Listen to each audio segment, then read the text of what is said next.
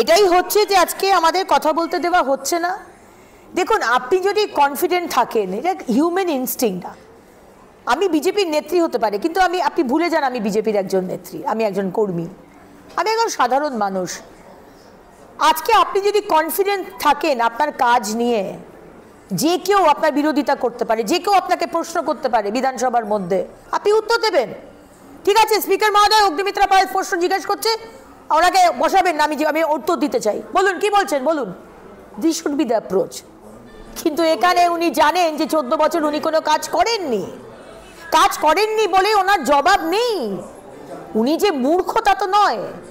আজকে আমরা যে প্রশ্নগুলো করছি তার জবাব ওনার কাছে নেই।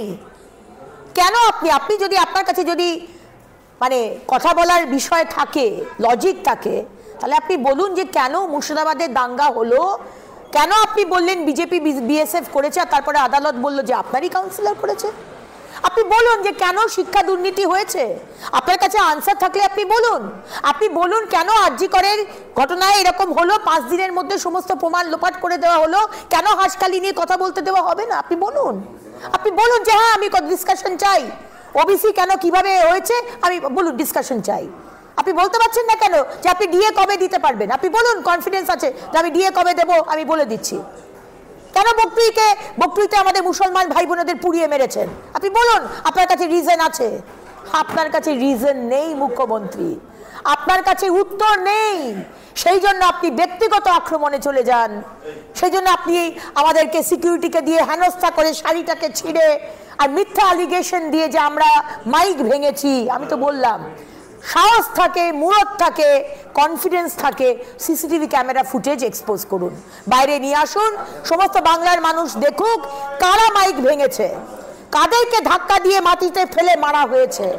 আর আমাদের দোষ, আমরা বাংলার মানুষের জন্য প্রশ্ন করতে চেয়েছি কেন এক্সপাঞ্জ করা হচ্ছে আমাদের বক্তব্য, কেন আমাদের কথা বলতে দেওয়া হচ্ছে না। সেটা যদি দোষ হয় আবার বলবো বাংলার মানুষের জন্যই তো আজকে এখানে আসতে পেরেছি। 100 বার বলবো, 1000 বার বলবো, কিন্তু প্রতিবাদ করব, অন্যায় হলে প্রতিবাদ করব। আপনার যদি যুক্তি থাকে আপনি এসে আসুন, মাথা ঠান্ডা করে, ব্যক্তিগত আক্রমণ না করে আপনি উত্তরটা দিন। উত্তর দেওয়াটা আপনার কাজ।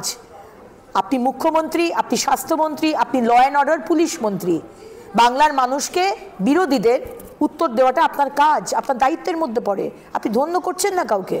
আসুন আপনার দিনে এসে আমাদের প্রশ্নের উত্তরগুলো দিন। আপনাদের কাছ থেকে কি আমাদের এই মহতী সদনের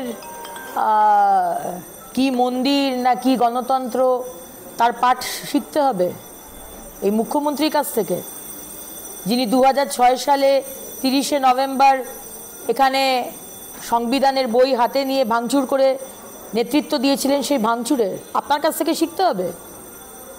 আপনার যদি সাহস থাকে মুখ্যমন্ত্রী, সিসিটিভি ক্যামেরা বের করুন। বললাম তো, সাহস থাকে সিসিটিভি ক্যামেরা বের করুন। বেতন কাটবেন, কিসের ভয় দেখাচ্ছেন? ঘাট ধাক্কা দিয়ে বের করে দেন, সিকিউরিটিকে দিয়ে কথা বলতে দেন না। আমাদের অন্যায়টা কি ছিল? আমরা বলেছি ডক্টর অশোক লাহিড়ীর বক্তব্য কেন এক্সপাঞ্জ করা হয়েছে, আর স্পিকার মহোদয়ের স্টেটমেন্ট চন্দ্রিমা ভট্টাচার্য দেবে, স্পিকার মহোদয় দিতে পারবেন না, সেই ক্ষমতা ওনার চলে গেছে। যদি সাহস থাকে তো দেখান যে আপনারা যে অ্যালিগেশন লাগিয়েছেন আমরা আপনার সিকিউরিটিকে মেরেছি, আমরা 5 জন, আপনার 14 জন সিকিউরিটির হাত ভেঙে দিলাম। ভালোই নাটক করেন। আজকে যদি সাহস থাকে সিসিটিভি ক্যামেরা দেখান। আপনার কাছ থেকে আমাদের গণতন্ত্রের পাঠ শিখতে হবে না। আপনার তো আজকে ওই তামান্নাকে দেখতে যাওয়া উচিত ছিল। এখানে এসে তো একবারও তামান্নার কথা বললেন না।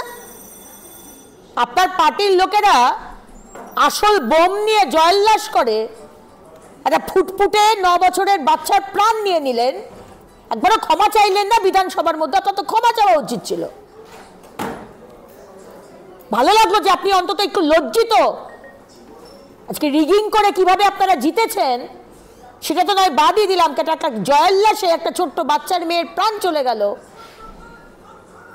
সত্যি আপনাদের না কোনো লজ্জা আছে, না কোনো অনুশোচনা আছে। বাংলার মানুষ সব দেখছে। তবে আবার বলবো, যদি সত্যি আপনার সাহস থাকে তাহলে সিসিটিভি ক্যামেরার ফুটেজটা পাবলিক করুন, আমরা দেখি কে কাকে মেরেছে, কারা ধাক্কা দিয়ে বিধায়কদের বের করে দিয়েছে না বিধায়করা মাইক ভেঙেছে, সেটা এক্সপোজ করা হোক, সামনে আনা হোক, বাংলার মানুষ সেটা জানতে চায়। আপনি জানেন না আপনার দলের নেতা মন্ত্রী এমএলএ এমপি তারা কিভাবে পুকুর ভরাট করছে? আজকেও তো আমার সকালবেলা কমপ্লেন এসেছে, বলা হচ্ছে আপনার যে মন্ত্রী জাভেদ খান এবং তার ছেলে আজকে মা ব্রিজ থেকে ঠিক যেখানে নামছে সায়েন্স সিটির ওখানে, ঠিক সেইখানে টিএমসির পার্টি অফিস আছে রাস্তার ডান দিকে, আর বাঁ দিকে একটা বড় ওয়েটল্যান্ড আছে। সেই ওয়েটল্যান্ডটাকে সকাল 5টা থেকে 50টার বেশি গাড়ি সেখানে পাথর ফেলছে, ওই ওয়েটল্যান্ড ভরানো করা হচ্ছে। যে কমপ্লেন করতে এসেছিল তারা বলছে মিস্টার জাভেদ খান আপনার মন্ত্রী এবং তার ছেলে ফাইয়াজ খান এটা করছে। আপনি জানেন না, আপনার কাছে খবর নেই, আপনার তো নাকের ডগায়। আমার কাছে আরেকটা কমপ্লেন এসেছে, আজকে এখানে বলা হচ্ছে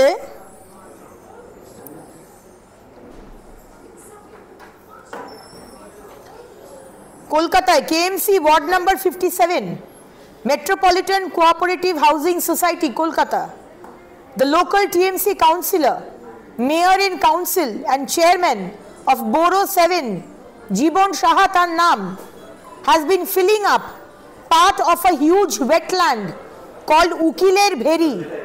Api janen na, building his benami real estate business. Wah, ওয়েটল্যান্ডটাকে ভর্তি করে দিয়ে সেখানে রিয়েল এস্টেটের বিজনেস চলছে, ঠিক যেভাবে আপনারা খিদিরপুর মার্কেটটা করার চেষ্টা করেছেন বা যেখানে চেষ্টা করে থাকেন আর কি। For the last 5 years, with help from KMC's building department and a section of Kolkata police, he stopped the local fishermen from PC culture on the wetland 5 to 6 years back.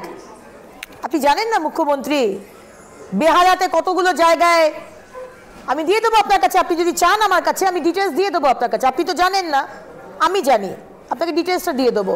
যাদবপুরও বহু জায়গাতে এইভাবে ওয়েটল্যান্ড ভর্তি করা হচ্ছে, আপনি জানেন না। কেন এই নাটকগুলো করতে যান? আমরা জানি যে আপনার দল চুরি করে, আপনার নেতৃত্বেই সেটা হয়। এটা তো হতে পারে না, আপনি মুখ্যমন্ত্রী, আপনার কাছে স্টেট আইবি, আর আপনার কাছে কোনো খবর নেই যে ওয়েটল্যান্ড ভরা হচ্ছে। তো 1 ঘন্টার কাজ নয় যে আমি ওয়েটল্যান্ডকে ভরিয়ে দিলাম, আপনি জানতে পারলেন না। দিনের পর দিন 50, 100, 200 ট্রাক মাটি ফেলছে, পাথর ফেলছে, আপনার কাছে খবর নেই। বিভ্রান্ত করবেন না। এই যে ক্ষত হয়েছে না, বাংলার মানুষের যে ক্ষত, ভরা যাবে না, ভর্তি করতে পারবেন না ইলেকশনের আগে। এর জবাব আপনি পাবেন 2026-এ। ডিভিসি যখনই জল ছাড়ে, ডিভিসি কোনো ধন্য করছে না কাউকে বলে, কিন্তু ডিভিসির এটা কাজের মধ্যে পড়ে। ডিভিসি ডিএমকে জানায়, ডিস্ট্রিক্ট ম্যাজিস্ট্রেটকে। আবার বলবো মুখ্যমন্ত্রী, আপনার যদি সাহস থাকে আপনি ডিএমকে দিয়ে বলা করান যে ডিএমকে বলা হয়নি, আপনি বলা করান যে ডিভিসি ডিএমকে জানায়নি। নাটক করবেন না। আর 8 মাস বাকি, 14 বছর আপনি এই বাংলার মানুষের জন্য কোনো কাজ করেননি, শুধু অসত্য কথা বলে গেছেন। এগুলো নিয়ে রাজনীতি করবেন না, বাংলার মানুষ বুঝে গেছে কোন কোন প্রজেক্ট আপনার করার কথা ছিল ওই 14 বছরে আর কি কি আপনি করেছেন। ইনফ্রাস্ট্রাকচারাল ডেভেলপমেন্টের কাজ আপনি কি করেছেন?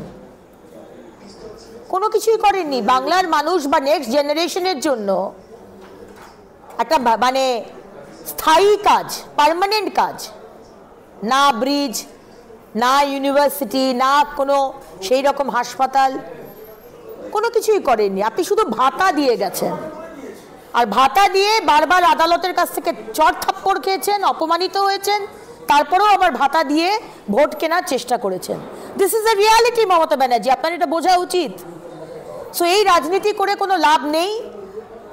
ঘাটাল মাস্টার প্ল্যানের কিচ্ছু হয়নি, কিচ্ছু করেননি, এবং সেটা আজকেও এই বৃষ্টিতে দেখা যাচ্ছে ঘাটালের মানুষরা কিভাবে ভুক্তভোগী।